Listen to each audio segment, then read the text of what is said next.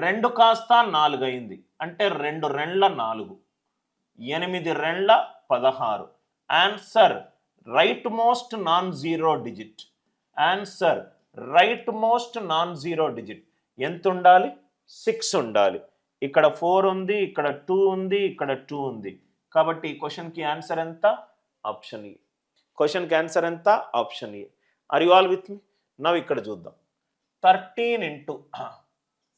13 into question mark is equivalent to 41,600 into 5. 13 into question mark is equivalent to 41,600. Now ఇక్కడ ఎట్లయినా ఇక్కడ ఇది 100 తోటి డివైడ్ అవుతుంది కాబట్టి ఇది కూడా 100 తోటి డివైడ్ అవుతుంది. అన్ని 2 జీరోలు 2 జీరోలు 2 జీరోలు 2 జీరోలు. రైట్.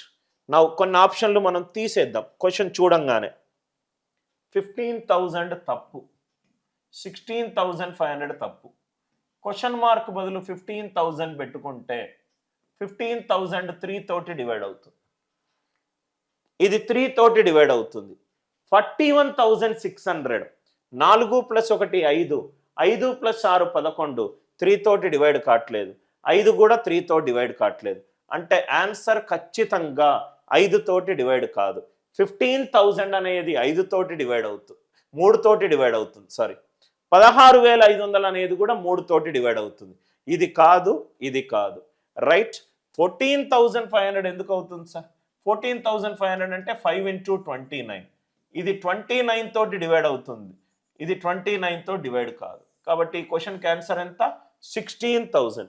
ఆన్సర్ ఆప్షన్లను ఇది తప్పు, ఇది తప్పు, ఇది తప్పు అని చెప్పే పద్ధతి. మళ్ళీ ఎక్స్ప్లెయిన్ చేస్తున్నాను, మెల్లమెల్లగా నంబర్ వాల్యూలను పెంచుతున్నాను. 13 into question mark is 41,600 into 5.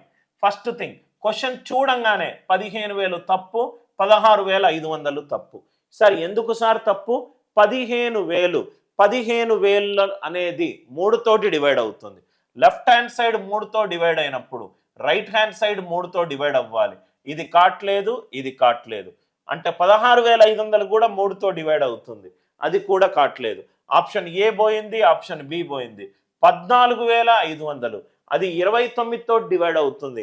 Right hand side 29 తోటి డివైడ్ అయ్యే నంబర్ లేనే లేదు. 14,500 అది కూడా పోయింది.